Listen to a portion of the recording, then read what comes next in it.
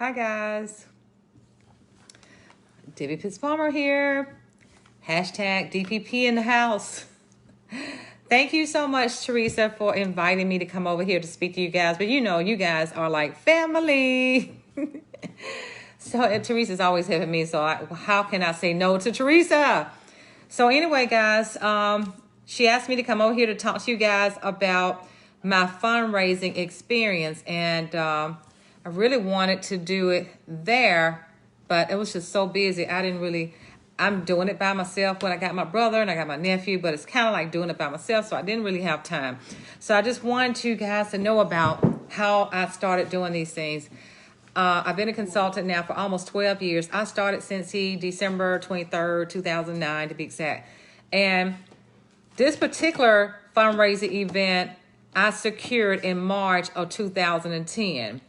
And I remember when I spoke with the gentleman, he had some requirements. He said, in order for you to take part in this fundraising event, this is for the veterans. And I'm going to tell you guys, this one is more dear to my heart than any that I do. I do a lot of fundraising events. It's different than handing out order forms and flyers and stuff like that for people to take orders and collect orders. And it's also different from doing it virtually. This is actually an event where I bring my products and I sell my products and I give a percentage of my profit back to the organization. So I do a lot of these. And but this particular one is so dear to my heart because it's a veterans. My son is a medically retired veteran. So he served in the Air Force for 14 years. He's medically retired due to a brain tumor. So that's why I'm so passionate about this one. But now, when I started this event, he was a veteran, but he was not a disabled veteran at the time because he joined the Air Force sometime around 99. And this was 2010 when I secured this one.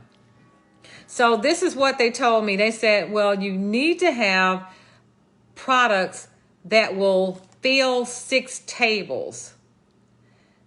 And you know, being a new consultant, I didn't have that. I'm like, oh my goodness. But I knew if I got my foot in that door, I could make something happen. And that's what I did. I said, I'm going to be creative with what I do with this. So I carried my kit. And back then, my kit was, we had this big testers back then. I carried my kit and I had my shooting star warmers. I didn't have all of them. I had a few. And I had one other team member to go with me. So she had her kit and that was all she had. So we actually took our products that we had, which was a handful of warmers. We spread those things everywhere. We took them and we just kind of made it look like we had a lot of stuff. We had more decoration, not real decoration, but we had these little baskets. We had the catalogs, we had the testers. We even took groups of testers and had them on different tables. We made it look like we had a lot of products. We didn't. And they had all these rules about what we couldn't do. We couldn't solicit. We couldn't book parties. We couldn't recruit, all the things. All they wanted us to do was straight up sell so they can get the profit. And the profit was 25% of our sales. Okay. So, oh my gosh, it really went well. We didn't know what we were doing. I didn't even know really what to say. Here's the thing about me. I'm going to try stuff. I try stuff. And I'm a brand new consultant. I was only 3 months in when I did this. I love trying stuff. I'm like, well, first of all, the product sell itself. And I knew, how in the world could I go wrong with this when our product sell itself? So all I needed is to have somebody to come in there so I can introduce it to them. And you don't even have to be an expert to do that. So that's what I did. I started. So here it is 12 years later, I'm doing this event. Well, after COVID hit, I didn't get a chance to go with all of my events. Everything just shut down. So I get a phone call from them. They called me maybe 2 months ago. And they said, we would love for you to start this back. Now, they invite a lot of different business owners to help them with their fundraising efforts. I'm not the only one. But what stood out to me is that they told me that you give back more than any of the other people who are in business who are a part of this. I said, oh, really? They say, yes, you give more back. You know what that means, guys? That means our sales are higher because I give back based on how much I sell. They keep track of it. They said that you are the first person to come back. So when we went Monday, and when we got there like really, really early in the morning. And when we got there, there's a room that they set us up in, and all these tables were piled up in the room. I got really discouraged because I'm like, oh my gosh, all these tables in there, tables and chairs. And it was only one person there. He said, don't worry about it. Give me 30 minutes to move all this stuff. He said, the reason why this is like this is because after COVID, we just used this room as a storage. They stored all these tables and chairs, and they're like, oh my gosh, should we just leave? He said, no, I'm going to take care of this. So my brother, my nephew, and I, we rolled everything in. We had to set everything in the hall until they got the room set up for us. So we got the room, they got the room cleared out, and we brought everything in. And the people were so excited to see us. Oh my gosh, what a warm welcome. They were just so excited to see us. All these veterans coming through there. And of course, other people coming through there. And my heart was just so happy. Like, they are really happy to see us. And it's about the relationships that we build over the years with these fundraising events. We get to chat with people. And this particular one, I've had a chance to meet so many disabled veterans in wheelchairs. Some of them were injured during the time that they were at war. I've got one particular customer, and I got a picture of him. He's in a wheelchair, and every time he comes through there, he always buys something. He's bought diffusers. He loved blueberry cheesecake. And when he come in there, he said, you got some of that cheesecake? He called it cheesecake. You got some of that cheesecake? You know I like that. So he's in a wheelchair. And when I tell you, he has no use of his arms. He has no use of his legs. He's got a motorized wheelchair. He's got a backpack on a wheelchair. He's got a backpack in his front. And whenever he come in there, he knows he could barely have use of his hands so he can unzip the pack. But he barely unzipped the pack just wide enough for me to reach down in there and pull his wallet out. He trusts me to go inside his pouch and pull out the money. And when I pulled it out, I said, oh my gosh, he had hundreds of dollars in there. And his order today was like $115. So I pulled out $100 bill. I said, okay, there's no other small bills in here. He said, okay, there's another pouch. He said, go in this other pouch and get the other money out. So I went, and I let him watch me as I do this because I didn't want him to think I was taking any money. I was counting right there in front of him. So I went in the other pouch and took out the other money.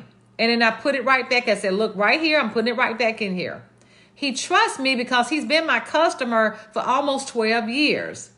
And after I bagged everything up, I put it in his backpack. I unzipped his backpack and I put his order back there.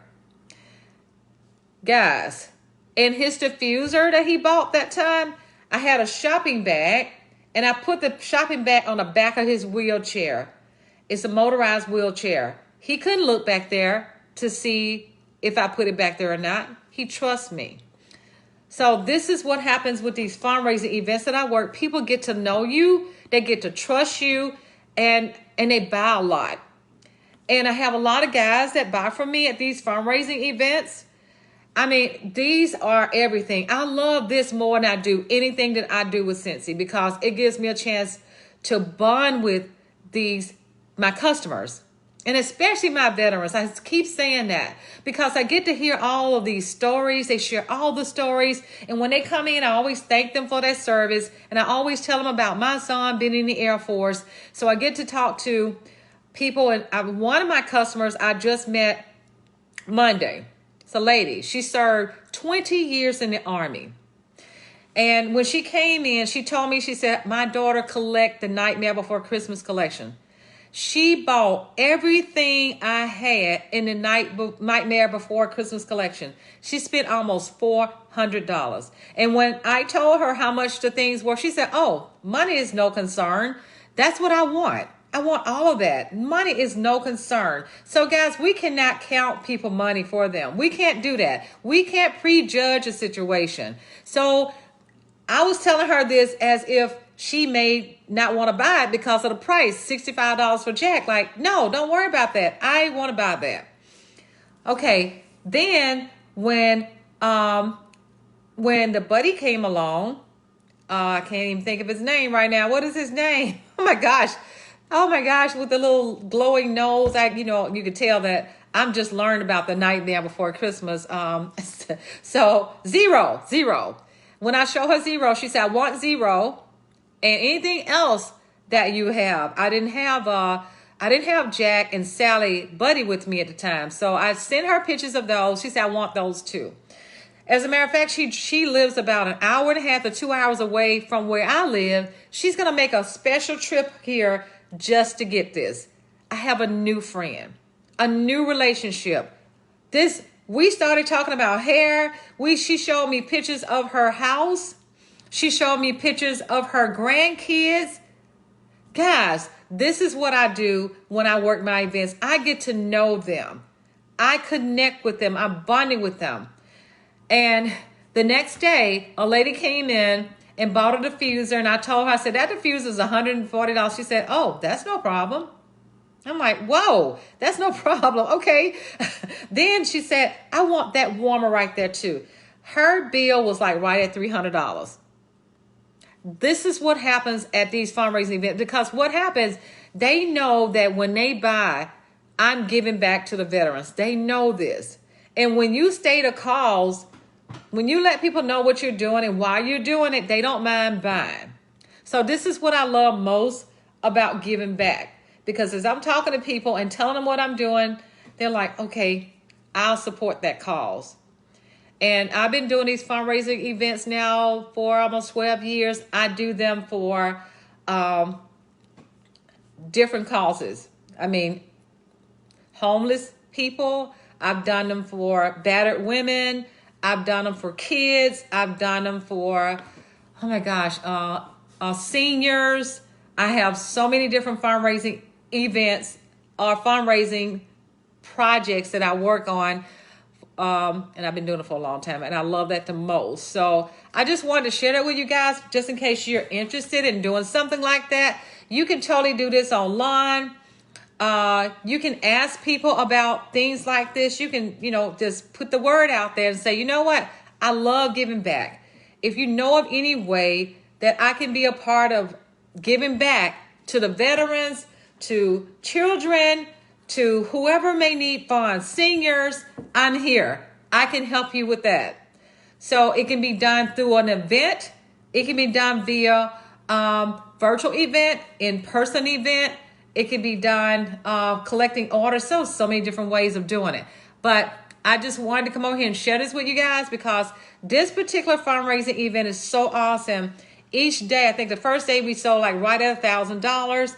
The second day we sold right at $1,000 again. I haven't counted today. Probably that much too. We did so well until we're going to extend this to another week. And this is the first time I've ever done it. And I think it's because it's been so long since I've been a part of this particular event. It's been 2 years. So they want me to do it again next week. So I'm like so excited about this. Like, oh my goodness.